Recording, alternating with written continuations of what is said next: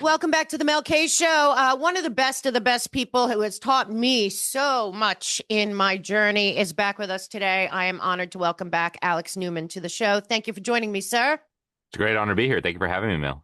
Thank you for coming. You are one of the most powerful voices out there who have informed the people about these international organizations that go around the world planning for us what we're to do next and then kind of put out orders. So I wanted to talk a little bit about with everything that's going on in America, the crazy news cycles, that the globalists still are on track, or they believe they are, for Agenda 2030, and are even meeting right now, I believe, in Beijing. Is the summer Davos, or it just happened. So where are we in that realm as we go forward? Well, they're still moving very rapidly ahead with their plans. They've changed some of the language, and I actually predicted this was going to happen before Trump took the oath again and was seated in the White House. A lot of the same policies have now been rebranded, and they're now being marketed as allegedly conservative solutions to the same issues. Like take the Real ID, for example. We've got Kristi Noem out there now shilling for the Real ID. Everybody needs a Real ID. This is a critical building block in the effort to give every single person on the planet a biometric digital ID that they will require to use the internet, that they'll require to access goods and services, they'll require to be able to use their CBDCs. And I even warned it was going to be framed as a tool for stopping illegal immigration, getting the illegal immigrants that Biden allowed in, and to deal with the vote fraud. And that's exactly what we're seeing. We're seeing some of the change in the rhetoric is interesting. Right? The very same tech bros that were building the digital gulag panopticon for us with different marketing slogans have now changed the marketing. Now it's abundance and instead of scarcity. Right? It's a very, very clever switch. But they're doing the same thing. They actually just got done meeting at the Bilderberg conference over in Stockholm, Sweden, my old stomping grounds, and AI was on the agenda. Depopulation was on the agenda. And you had the same guys, the CEO of Palantir, Karp. Right. You had Peter Thiel, tech bro, from PayPal Mafia. So all these guys are still working on this agenda. And I think their big hope is to be able to kick off a third world war. And Trump, I think, has been a thorn in their side on this. You know, he doesn't want to get more involved in Russia, Ukraine, doesn't want to get more involved in the Middle East, doesn't want to get involved in overthrowing governments and regime change. And so that's problematic for them. They need a massive global conflagration, partly to cover up the economic collapse and have something to blame, partly because they know war is the fastest catalyst for accelerating the cause of globalism. So I'm hoping Trump will stand firm on this and not get us too deeply sucked into any more future conflicts. But right now, it's a big if. I'm grateful for a lot of what he's done, but we need to be very clear here that children are still being brainwashed. The UN is still doing all of these crazy things, and we've got a lot of work to do. A lot of Trump supporters say, "Oh, he's in power, so now we can go back to watching football." Absolutely not, folks. We got a little reprieve now. Let's take advantage. Exactly. And that's the problem. It's a reprieve because, you know, these people, the way that they plan, we're seeing it inside with the different protests around the country. We're seeing it now with what just happened with the election in New York. They are moving forward. They are very organized, and a lot of people that are conservative or on the Trump train or whatever, they're kind of looking at everything like, you know, it's all okay. It's not okay. And it's just a reprieve. Now, one thing that I did see was that a bunch of people from the big tech companies just got, I guess, put into the military or military training. I think it's called something 201, which of course scares me when I think of Event 201.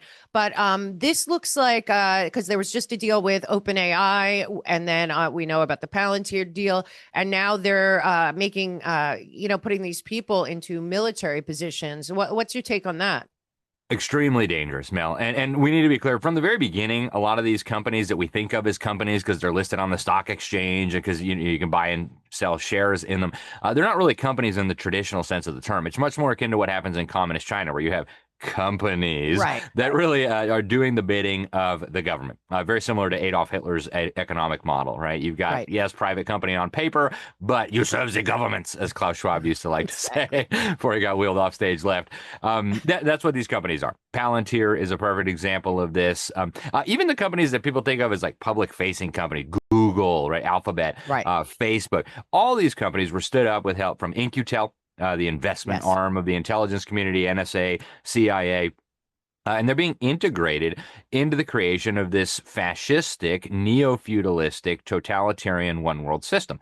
And so when we see now Palantir gathering up all this data, being integrated into the military-industrial complex, what's happening here, and at this point, they're being almost kind of transparent about it. We're going to have dossiers on every single person. It'll be very difficult to tell where the military begins and ends and where the private corporations begin and end. The line is getting increasingly blurred. We're seeing this happening across all different fields. We're seeing it in education, where they want to blur the lines between public school, private school, homeschool, and that's ultimately the objective.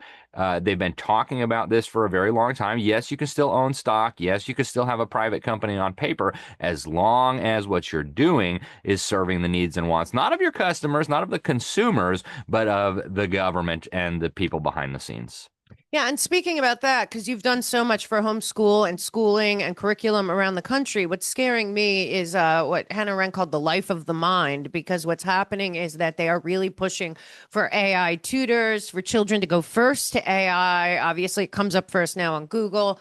But the rhetoric that is coming out, and a lot of it is coming from the global public-private partnership, is basically AI is better than humanity, smarter than humanity, more creative than humanity. So why don't we just start kids as young as possible dependent on AI? And to me, that is the most dangerous thing for many reasons, particularly because your mind needs to be educated and to learn. And they've dumbed it down so much already, as you've been out there proving over and over, and then the indoctrination. But now it's at a point where it's like, don't even use your mind. And we're starting to even see teachers and professors that at first were complaining now are just like, there's nothing we can do, hands up. And then of course we know that AI is trained by the internet, which of course Google is still putting Wikipedia, which is obviously a disinformation and propaganda operation, as the main source. And then the first 10 pages when you Google something are all, UN or New York Times, well, good information, as they would call it.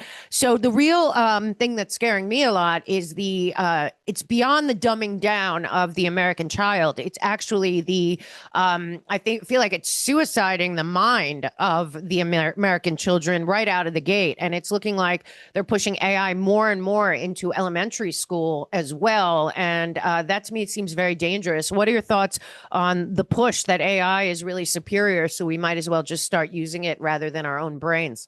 It is so frightening, Mel, when you look at this. And I started sounding alarm about this many years ago. In 2019, the UN brought together governments from around the world in Beijing, and they held the conference on AI in education. And they came up with the Beijing Declaration on Artificial Intelligence in Education, and they just said it in plain English. We're going to use artificial intelligence in education to change the values, attitudes, beliefs, and behaviors of children. So anybody who was paying attention should have seen this coming from a mile away more than 6 years ago. Then a couple of years ago, 3-4 years ago, we had Bill Gates come out at a conference in California and say, hey, AI is going to be better than human teachers soon. We're going to be able to replace teachers. So what's been happening, and it's not new, it's just kind of coming out of the closet now, is that teachers, they'll still be there. They'll still earn a decent salary. They'll still get a nice cushy pension so that they don't complain too much, but they're not going to be educators in any real sense of the term. They're going to be glorified babysitters. The kids will have a tablet stuck in front of their face.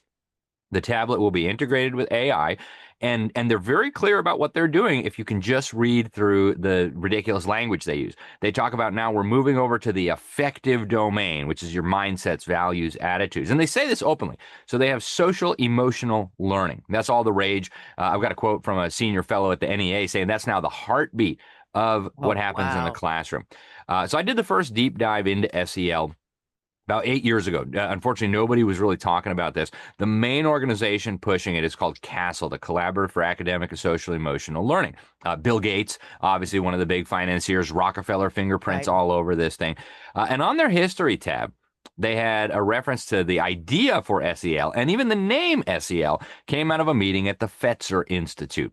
Well, the Fetzer Institute is a New Age center of occultism founded by a disciple of Alice Bailey, the founder of the Lucifer Publishing Company, for the purpose of injecting spirituality back into the classroom, not Christian spirituality, not biblical spirituality, but New Age occult spirituality.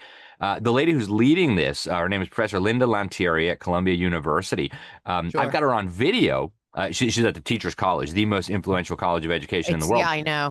It's a disgrace. Yeah, go ahead. It is. And what Yeah. she says in this video is that she is getting her ideas from her friend. And she says, I hate to say she's passed because she visits my council table every night. So let's just say she's interdimensional. So she's talking to some kind of spiritual entity, just like Alice Bailey. Right. By the way, the UN's World Core Curriculum that they say should be taught to every child in every school in every country. The guy who wrote it, Assistant Secretary General Robert Mueller, said it was based on the teachings of Alice Bailey. So it all connects here. The AI is rapidly taking over. And what it does is through SEL, they have new competencies, right? We used to think of competencies like the child can do his multiplication tables. The girl can read a basic text and understand what it's saying. The new competencies, Mel, are, well, the child has compassion. And we think, oh, that's great. I want my child to be compassionate. What you don't know is that they define compassion as global citizenship. You can't be compassionate if you believe in borders. You can't be compassionate if you believe in protecting the lives of unborn babies. You can't be compassionate if you have values different than those of the New World Order. And so what the AI will do is it will monitor your responses to various stimuli that you're exposed to. And then if you have the wrong attitude or the wrong belief, it'll stage an intervention and it'll circle back until you have the right attitude. And if you never get the right attitude, you're going to be placed on a career track where you will be totally harmless to their effort. You can't be a lawyer. You can't be a teacher. You can't be a journalist. You can't be anything that might influence other people. So they're very, very sophisticated with this AI stuff. And I'll tell you what, as much as I appreciate so much of what Trump has done, his order on AI and education was very, very disturbing to me. The UN has been calling for having AI integrated into education, like I said, since that meeting in Beijing. We do not want that here. And that doesn't mean we shield our children from AI, but that means we do not let their brain stop working. Right. There was just this new study showing that the brain atrophies. So they have this idea that kids don't need to memorize anything. They don't need to know facts. They don't even know how to think because the AI will do it for them. Unbelievably dangerous. So I've got my kids enrolled in classical conversations where they're going to get a classical education, and that'll be useful no matter what happens in the world. Of course. And, critical thinking, the ability to organize, the ability to invent, all of that is being quashed. And that's why I say, the most important relationship, which is in your own mind and with God and, inside of you, is being kind of shut down and don't even think about that. And the more that happens, the more it feels like Brave New World is really coming around to reality. Now, one thing that I do not see anyone talking about really is the Constitution, the Bill of Rights, and individual, and not just our country, but individual sovereignty when it comes to all of this. Because as you've reported, and I have as well, the global public infrastructure, a lot of the things that were built, certainly before, 2015, when Obama signed us on to Agenda 2030, but on steroids since with the global public-private partnership, don't really talk about where the Constitution and the Bill of Rights live in terms of the world. Because when I see Larry Ellison up there and I see OpenAI, and then we're seeing Palantir get deals not just in America, but with the EU and with NATO and all of that, what I'm seeing is that the American people might get their physical sovereignty, like the border closed, and the feeling that America is back and we're rebuilding and all of that. My biggest issue right now is where's the border for the United States of America when it comes to cyber, when it comes to global, is what he's talking about that is being built by these same tech guys all over the world, including in China, separate from the global public infrastructure that is already built and functioning? Or is there some way that the Constitution can live on? And I don't see how that, I don't see it talked about. And B, I don't see how there's any protection of anything that is promised to us in America as citizens here that could be protected, or how, or that it's even a idea out there that maybe cyber sovereignty is necessary, or if it's impossible, then maybe we shouldn't be joining all this stuff. But, to think that the Constitution and Bill of Rights are just here and they're building this whole cyber infrastructure and Skynet, well, is it still valid there? And that's where I don't see anyone really sounding the alarm that, no, it doesn't look so. Yeah, that's exactly right, Mel. I just want to start off by being really clear here. The U.S. Constitution is not compatible with the vision that these megalomaniacs have for the world. The two cannot coexist. Either the Constitution survives and remains in place, or these global megalomaniacs get their way. Those are the two options. There is no in-between option where we kind of have our Constitution and they kind of get their way. Those two things cannot coexist at the same time. So they've been very open about this. Back when they ratified 2015, the 2030 Agenda, the Secretary General of the UN, Ban Ki-moon, at that time actually called it the Global Declaration of Interdependence. Now, they don't say those kinds of things without knowing very clearly what they're doing. I'm sure they had focus groups. I'm sure some high-priced consultant advised them to use that language. It was a direct, full frontal assault on our Declaration of Independence. It was a way of saying, hey, guys, your cute little Declaration of Independence, that's in the past. We're now moving into a new era where we're all going to work together. We're all going to submit to this global system. You look at the AI global system that's being built. And they talked about this in the Pact for the Future. I was at the Summit for the Future in September at New York City and at the UN headquarters. They've got a whole section in there about the AI systems that they are building. And what they want to do at the end of this is have essentially a technocratic system run by AI where people are allocated basic rations, basic amounts of resources, energy, food, water, and things like this, all by AI, with the production happening on an automated basis, with families being essentially obliterated to the largest extent possible, and everybody being atomized. Your only relationship is you and the state, right? Nothing else. Friendships may be okay, casual hookup partners fine, but nothing beyond that, right? No real bonds in a church community, a family with a mom and a dad and kids. So they're very, very clear about where this is going. And you're right, Mel, that this is something that needs to be talked about. If we are going to surrender our Constitution that hundreds of thousands of our forefathers fought, bled, and died for, we need to at least have a conversation about this. There are ways to amend the Constitution. So those people who say, oh, it's outdated, we can amend it. We've got a process for amending it, and it's actually been done many times before. So we don't need to throw it in the trash, but this needs to be discussed. But the evildoers, their plan is to ignore the Constitution until they think it's too late. And at that point, we're just in the one world system. And the AI is obviously a huge part of that. Yeah. Now, another big thing that I don't know if as many parents know about this as they should is that the infiltration into the American psychological and psychiatric associations of these people that are not only pushing the LGBTQ and the SEL and all of that, but also they are pushing to also integrate AI into that entire realm. And to me, that's very dangerous as well. Are you seeing any pushback in that situation? Unfortunately, there's almost no pushback there. And I want to start by saying this, a lot of it is just quackery, right? People think there's like some kind of scientific method involved in coming up with it. There's not. These guys get together and they vote on what's going to be a disorder, what's going to be a disease, and what the treatment is going to be for that disease. And if you just look at the trends, it's very clear where this is going as well, Mel. Let me give you an example. Just a few days ago, I got contacted by a member of a school board in California. She said, I just got outvoted on my school board 4-1. We're now enshrining anti-discrimination provisions against people who have a quote-unquote mental illness or a mental disorder or a mental disability. Well, you open up the DSM. This is the Diagnostic and Statistical Manual, the Bible of psychiatry. And what you'll find in there now is pedophilia. What you'll find in there is drug addiction.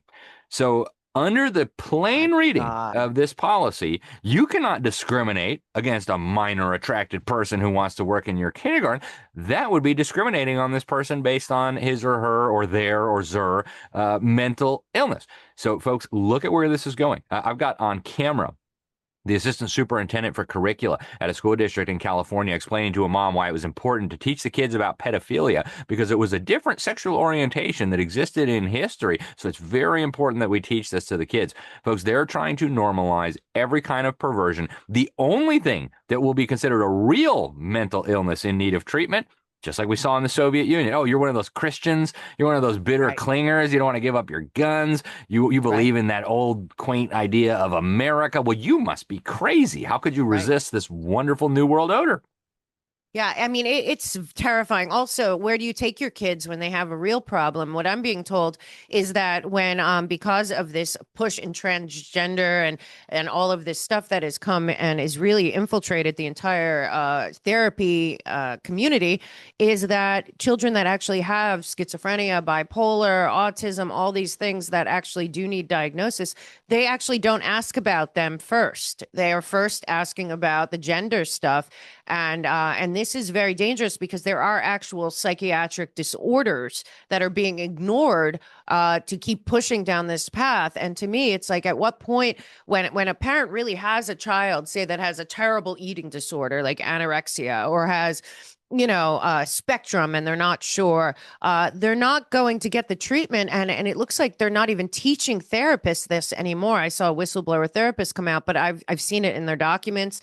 They are basically doing away with any psychiatric disorders that are truly horrible and really hard to live with for this transgender or some kind of therapy that has nothing to do with that. So what is going to happen to children that actually have legitimate psychiatric or psychological issues if they are pumping out therapists out of these schools that don't even look at that, don't even consider it?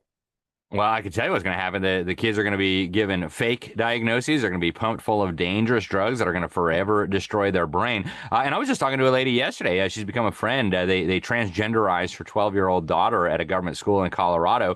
And when they took the daughter to therapy, because she had been tricked by her art teacher to believe that she was a transgender. So the parents said, whoa, we need to get her to therapy. What they didn't know is that in the state of Colorado, all therapists must by law affirm the gender stuff. So they took this little girl to have therapy, and the therapist made it worse. The girl came out suicidal. God. So, at this point, we need to be very careful. When the World Health Organization or the World Homicide Organization tells you we need mental health for everyone and we're going to govern mental health, these are the same people who brought you the COVID response. So you need to run in the other direction. And you're right, Mel. Your concern is very legitimate. The people who really have legitimate problems that actually need professional help are going to now be put on this pipeline where you start chopping off body parts, you start ruining their brain with toxic chemicals. It's unbelievably dangerous what's happening here. Yeah. Now, what solutions are you finding? Because you go around the country and you give parents solutions. And I think that it's getting more and more like the tsunami, say, of truth is out there for a lot of parents, but then they still don't know what to do or how I think people still have an old idea. I saw the New York Times wrote another hit piece on homeschooling this past week. And that Harvard, of course, has put out all these anti-homeschooling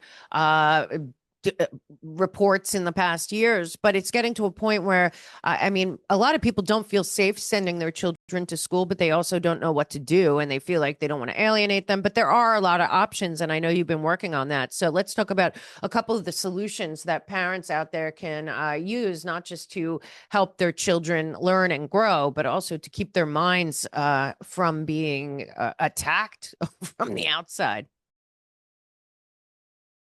From our farms to your family, all organic protein, fruits, vegetables, gut health, immune support, and so much more. We have products for weight loss and collagen and muscle building, products for children, athletic performance, and 30-day programs for just $12 a day. You can save $50 on your first purchase of $75 or more with the code Mel K Wellness. Go to the melkshow.com partners page and check out Mel K Superfoods today. Well, I believe, Mel, that this is the most important issue. When people ask me what we can do, the first and most important thing you can do is protect your children from this indoctrination by getting them a good education. Homeschooling, I think, is the gold standard for those who can do it. And there's a myth that homeschoolers just kind of stay in their own house and do their own thing. That's totally false. We're members of 2 co-ops. We're part of Classical Conversations, which is the nation's national largest homeschooling organization, 135,000 students. And we serve with a local co-op here. I'm on the board for the Freedom Project Academy. It's a K through 12 online Christian school for people who want a little more help or help with a particular class. There are great schools across the country that are doing really good work resisting this evil. But what we're seeing, to your point, is there's a 2-pronged strategy here. In the Democrat states, they're just dropping the mask and saying, we're going to regulate you to death until you can't Right. homeschool anymore. Yeah. Illinois, Minnesota, New Jersey, Connecticut. I mean, we're seeing it in all these Democrat states. It's crazy. Then in the Republican states, they've got a different strategy. And this actually, I have the UN documents showing that this is their strategy. 2022, the UNESCO released its Global Education Monitoring Report on imposing equity and accountability on what they call non-state education providers. These are private schools, homeschools, and their solution was real simple. So think of it like a mousetrap, right? You put some free money in the mousetrap, some free Right. cheese, and then everybody comes and takes the free cheese and boom, now you're stuck, right? Now you got to teach the government curriculum. You got to take the government tests. You got to hand over all your data. And so Republican states are now dropping like flies on this. And folks, we've got to be really, really careful. They have told us what they want to do. They want to make private schools indistinguishable from the dumpster fire that is public education. And so we have got to protect our kids here. The most important single thing that an average mom, that an average dad can do, not just for their family, but for their country, for civilization, for liberty. And, I would encourage people. I serve as the volunteer executive director at Public School Exit. You can find us at publicschoolexit.com. It's a ministry. We help churches and families do this. We don't charge people money. We got free consultation calls. We connect people to resources.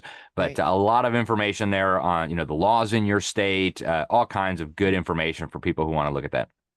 Yeah, but at the same time, we do have to realize that they are trying to crack down on it, and they're trying to impose restrictions and regulations on now homeschooling, which shouldn't really be part of it. But what's very scary, I cannot believe that the teachers' unions are still in existence, but they're getting more radical, which leads me to believe that what we've had happen in teaching colleges, you brought up Columbia as one of the worst, but University of Chicago, NYU, where I went to school, I mean, they are pumping out activists, not teachers, and it's getting worse and worse. And then more and more teachers, traditional teachers that we grew up with, are retiring.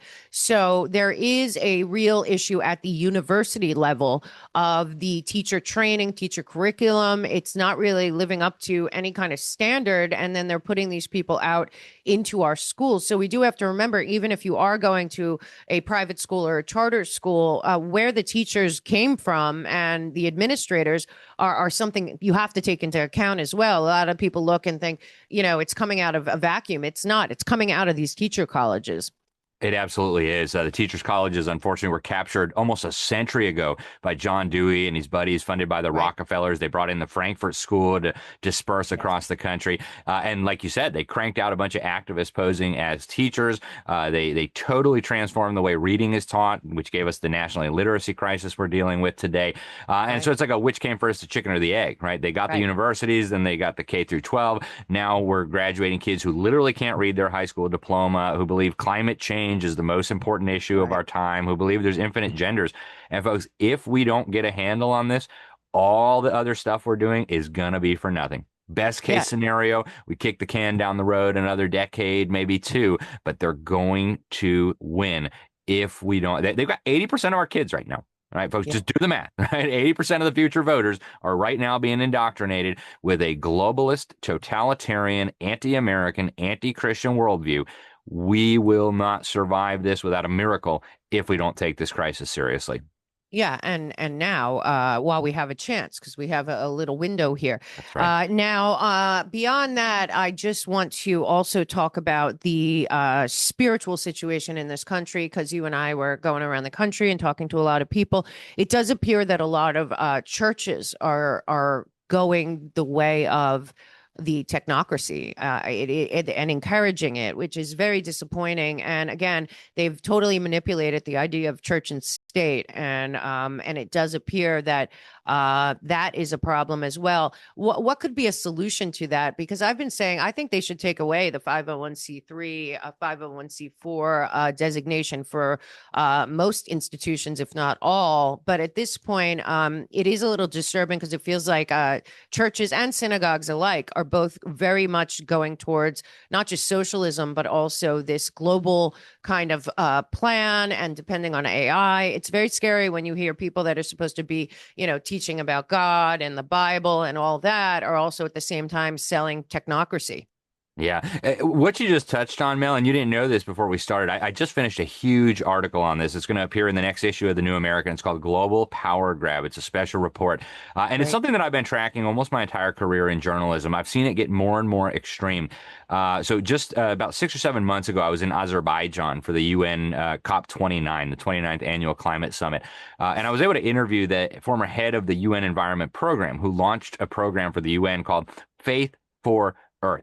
And they will Oh tell you boy. what we're doing is we're bringing all the religions of the world together to save Mother Earth. That's what your church needs to be doing. That's what your synagogue Right. needs to be doing. And the guy actually quoted some Bible, and it was hilarious. He was totally clueless. He said, "Oh yeah, the Bible ends with a vision of a great flood." No, actually, it doesn't. Right? That's not how the Bible That's ends. not. No, So sorry. it's just amazing, Mel. And so it really clicked for me. And I'd watch this progressively get more extreme. Cancun, the UN Climate Summit, the head of the UN climate machine, Cristiana Figueres, opened the conference with a prayer to Ixchel. She said, "We're going to pray to Ixchel, the goddess of tapestries and creativity." I whip out my laptop, and it turns out Ixchel is the goddess of cannibalism, war, and human sacrifice. I thought that's perfect way to start the climate summit. True story. Exactly. Now, 2022, I'm in Egypt on the Sinai Peninsula for the UN Oh, climate I summit that remember took that. place there. Right.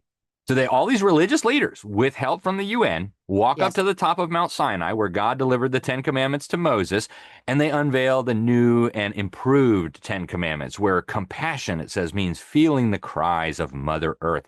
Silly stuff like this. And they redo the ritual, right? The guy smashes the tablets like Moses when he saw the people worshiping the golden calf. And then they lecture humanity about climate change. What they're doing is they are bringing all the religions of the world together to fundamentally transform religion. Now, all of it is welcome. Paganism is welcome. Everything is welcome. The one thing you can't say is Jesus is the way. Then you're extreme. Then you're terrible. Then you're a bigot. And this goes right back to what Alice Bailey talked about. Yes. He talked Right. about the one world order that would be underpinned by the one world religion, where all the religions would come together. She said the big obstacle was the great heresy of separateness, which Christians and Jews know this as "be holy for I am holy, saith the Lord," right? You can't be holy. And so Exactly. I've got the leader of one of the main UN organs on this. It's called Religions for Peace. It's funded by the UN. She says, "We are the UN of religions." Her name is Dr. Oh Aza Karam. boy. And she says, all religions, all faith traditions are part of this. And we are moving now toward this one world religious system. And in 2019, they came out, all these religious leaders, and they said, "We agree to human development as set forth in the UN 2030 Agenda Sustainable Development Goals." So very clear where this is going, one world religion. And folks, if you resist, you're an extremist, you're a Right. hater, you're a bad person, and it will be coming soon to a church near you. So watch out. Now, there's a lot of frustration out there, at least watching the white collar criminals that are funding all of this go and go. And, this would be any number of the dark hole pass throughs like Arabella or Tides, the Rockefeller Foundation, Bill and Melinda Gates Foundation. I mean, there's many of them.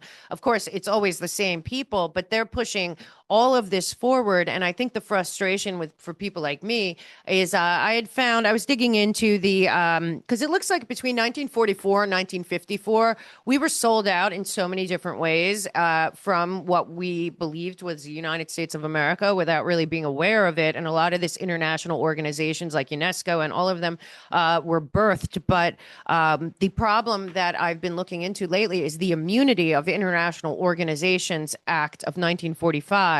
I did not realize that so many of these organizations, including the tentacles of the UN itself, are not only immune and have some kind of immunity, but they're even immune when they're on our soil. Like this is a very Donald Trump should overturn this International Organizations Immunity Act. But I didn't realize that not only do they not pay taxes, I knew that. That's not even the most of it. Once you get into that act and then you see like the hundreds of international organizations, including something most people don't know about that's similar to the UN, the Organization of American States with all their immunity. So we have a problem because when they are on our soil, particularly in New York and wherever they are, California, they still retain that immunity. America doesn't have jurisdiction over these international organizations. There's a bunch of them in DC and in New York City that literally they cannot be investigated. They cannot go inside. And that doesn't just include the people involved in the organization. In many of these cases, especially with the UN tentacles, it includes their family members. So what is going on with the immunities of international organizations in America? And I think that that's something that would make a big difference if that was reversed. But I don't think anyone even knows about it. Yeah, I'm so glad you asked about this, Mel. I've been trying to sound the alarm about this for 15 years. I grew up in that world, where I went to elite international private schools with a lot of the children of UN, leading UN officials, et cetera. And so, we would ride in a car with armored guards and multiple, convoy, and we all had diplomatic plates. So, we couldn't even be pulled over. You could catch us with a dead body, and there was nothing they could do. And so this is the reality for the people who work in these international organizations. Now, where it really crossed the line for me was seeing how many UN officials were raping children and then hiding behind diplomatic immunity. So this was just a bridge too far. If you're going to steal money, it's terrible. You ought to go to jail. But okay, whatever, right? It's not the end of the world. If you're going to rape kids and then hide behind diplomatic immunity, we have a major problem on our hands. And this is what the UN has been engaged in, the UN's peace troops. They got caught making child porn at the headquarters of UNICEF in Belgium. So these people are out of control. And you're right. As long as they have diplomatic immunity, as long as they know they cannot be held accountable for their massive crimes, they are going to continue to perpetrate them. We saw it recently with a bunch of Hamas operatives working for the UNRWA participating in terrorist attacks. They say, oh, we got diplomatic immunity. What? And the U.S. government, of course, supports this abomination. I know. That's got to be overturned. Yeah, absolutely. And I mean, I think the American people need to fully understand that, this idea that you are in America and we have no jurisdiction over you at all has been going on for decades. So we don't even know what's going on in these institutions, mainly. And they have offices all over America. Now, the last thing that I want to ask you, because I've been really thinking about this. I am at a point because I'm watching the Democrat Socialists of America, which do not want the Constitution. They're the entire squad. This guy that just won in New York's one of them. There was an act put in 1954 about it was for communists in our country, but it was also included totalitarianism, terrorists, all of that, to protect us from having people particularly injected into our political system that are of ideologies that are not compatible with the United States, the Constitution, Bill of Rights, our entire value system.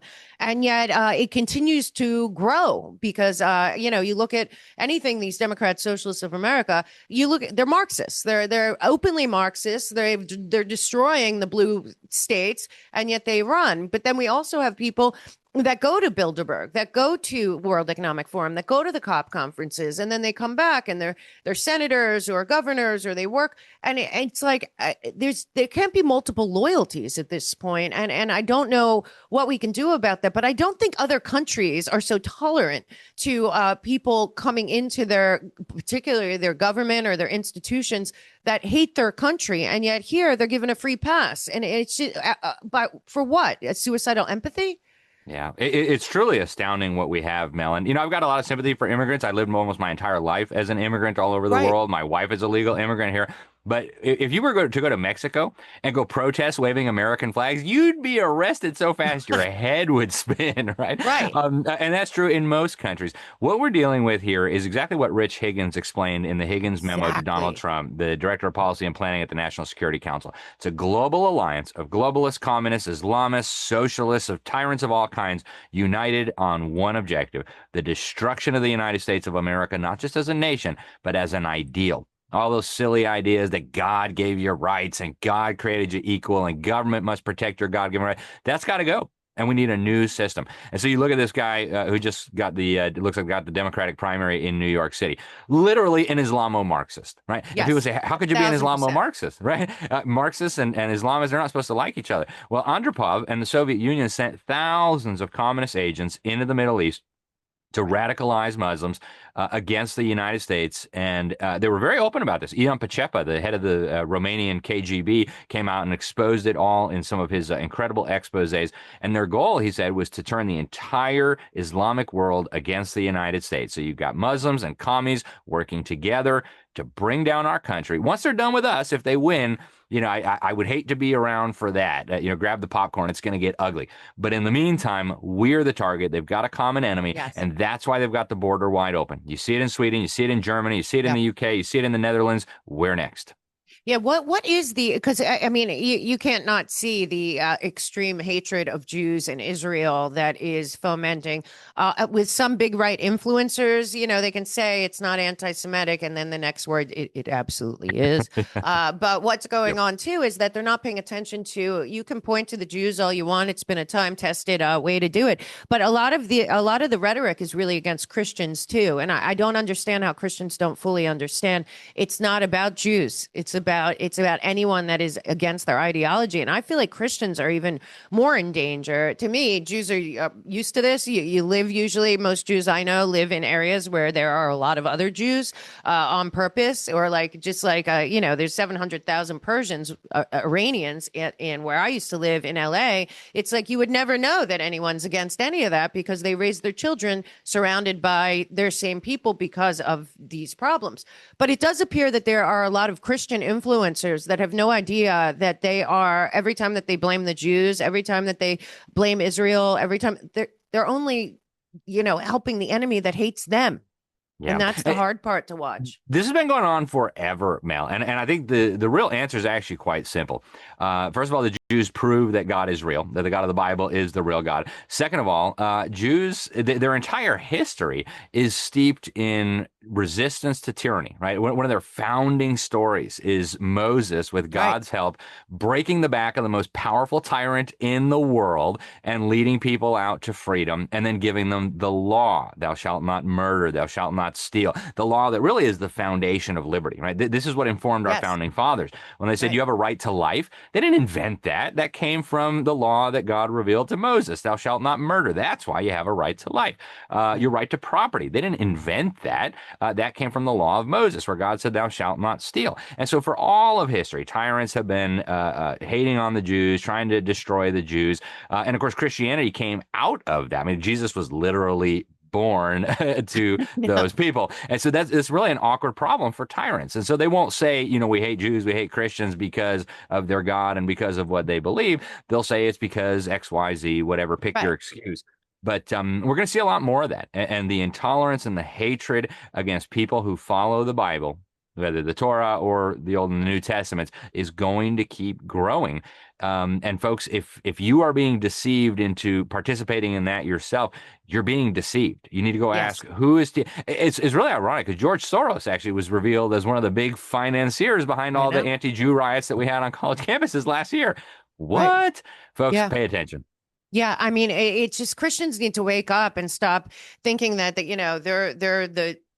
I don't know what's going on with some of these influencers, but every time that I see it, I say, don't you understand that they hate you too? And there's slaughtering of Christians going on all over. It hasn't openly happened in America, but don't think that sentiment isn't there and growing. It is. And that's what scares me is people aren't, the denial that America is based on Judeo-Christian values and the 10 Commandments and all the things our founders wrote in the Federalist Papers and everywhere else. It's very clear, but there's just so many people in America that don't understand. It's not individual hatred of Jews or the Christians or whatever. It's the entire philosophy or value system and principles, and that we're not on different sides. But as long as they keep dividing and using propaganda to make people think it's shocking to me how naive people are. And, there have been a lot of slaughters lately of Christians all around the world, and yet it doesn't happen here. So it's never talked about. Looking for coffee that actually does something for you? I know I was, and I was searching around trying to find something that would really make a difference. And then I found Danger Coffee, remineralized with over 50 trace minerals and electrolytes to fuel hydration, energy, and vitality.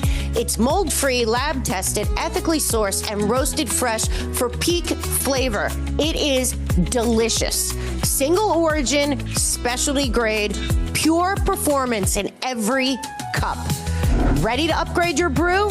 Click the link at themelkshow.com or visit dangercoffee.com. Use code MELK10 at checkout for a discount and start drinking dangerously with Danger Coffee. Yeah. Mel, I want to just chime in on something you said that's so important for people to understand. If you doubt what Mel just said, go read one of the most important speeches I've ever read in my life. It was given by Samuel Langden, who was the president of Harvard University at that time, back when Harvard was a legitimate educational institution, to the legislature in New Hampshire. This was 1788, I believe. And he was urging the New Hampshire legislature to ratify the U.S. Constitution. It's called the Republic of the Israelites, a model for the U.S. Constitution. What he explained is the principles of government that are in the U.S. Constitution came directly out of the Old Testament, directly out of the principles of government that God revealed to the Old Testament Hebrews. That's where they got the ideas about government. That's why the evildoers hate God and the Bible and people who follow those so much. And it's very, very easy to prove that. That's not just me and you saying that. That's what the people who built these institutions, who wrote those documents, understood when they were doing it. Right. Yeah. I just pray for I know a lot more people are awake than when I started seeing and talking to you about 4 years ago. It was like we were out there. There was enough people. Now there's many, many people. But I just feel like the realization that we have been lied to about so much and manipulated, and our behavior manipulated, especially, and the cognitive warfare. I still don't think people fully understand that the war is raging. A lot of it on social media, a lot of it in the media, but it's your brain. It's people's brains, their individual mind, the life of their mind that I feel is being most damaged, and with the divide and conquer. And I really pray for this country. But So can you tell everyone where to find you, how to follow you? Your work is extraordinary. I don't know if you are advising people out there, but you should be, in terms of what to do. Oh, wait, I forgot to ask you. Do you think Linda McMahon is doing a good job? And do you see any progress towards ending the Department of Education? That's a tough question for me to comment on, but I'll just be totally honest, Mel. I don't think she's doing what needs to be done. If you actually listen to what she's saying we're going to transfer these responsibilities to other bureaucracies. Right. I've been really disappointed. It's not as bad as Betsy DeVos during the first administration. So I have been working with some of their people, not just in education, but in other areas as well. But I've been less than enthusiastic about what we're seeing. I mean, I think what Trump is saying is right on point. We got to get the feds out of education. We got to stop the brainwashing of our kids. I mean, he seems to have a good understanding of the problem. I have offered to help on these issues, but I think we have some differences of opinions between me and the people running the U.S. Department of Education at the moment. I'm hoping for the best, but I think they need a little bit more encouragement to move in the right direction. We've got to shut that thing down as a good first step to restoring real education in this country. And the more we insist on it, the more likely we are to get it. Yeah, and it's up to we the people. That I wrote this book, Americans Anonymous, Restoring Power of the People, one citizen at a time. We got to put the pressure on. Everyone I know thinks the department, I mean, there's a lot of other people, but I don't talk to them anymore.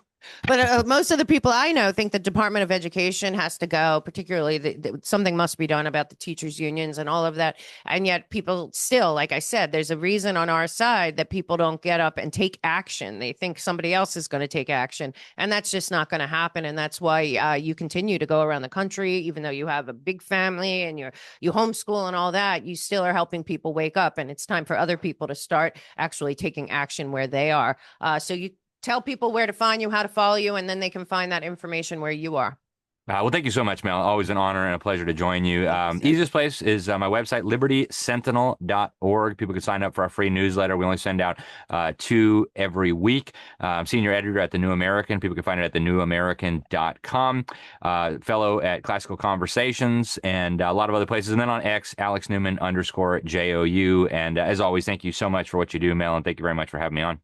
Yeah, thank you so much. I follow you and your work is amazing. And I highly recommend everyone go subscribe to Liberty Sentinel. There is really no one doing as much work for our children as Alex Newman. And I really appreciate you, sir. See you next time. Thank you. Thank you. God bless you. And make sure you tune in to Mel K in the mornings at 12 Eastern every single day. We are bringing you news you won't get anywhere else. So make sure you tune in every morning to know what is going on and what you're not hearing elsewhere. Mel K in the mornings. It's your place for your daily dose of truth. It's that time of year again. People are getting sick. They're getting the flu. They're getting the cold. They're getting all different kinds of things. And I have always been very grateful for my friendship with Dr. Zelenko, Dr. Z. And though he's not with us anymore and I miss him every day, he has left behind the best remedy to me for anything that ails you. And that is Z-Stack from Dr. Zelenko. There's Z-Flu, Z-Stack, and Z-Kids. There's also many other products there. It's all about naturally boosting your immune health and fighting anything that comes your way. Dr. Zelenko was ahead of his time. He is out there fighting for us still to this day, and he's left behind the best gift. The gift is your health. So go to melkdrz.com. Givaderm is a luxurious, toxin-free skincare that actually works. Not only do we take the toxins out, we put the most powerful nutrients in. All of our products are an effective way to detoxify, replenish, and protect your skin. Our toxin-free, natural ingredients provide real results without compromising your skin's health. Unlock the secret to beautiful, healthy skin using this synergistic skincare system. It's never too late or too early to begin living a more beautiful life with Givaderm. Natural, healthy skin. So head on over to the melkshow.com, go to the partners page, click on Givaderm, use the code MELK, and get a great discount right now.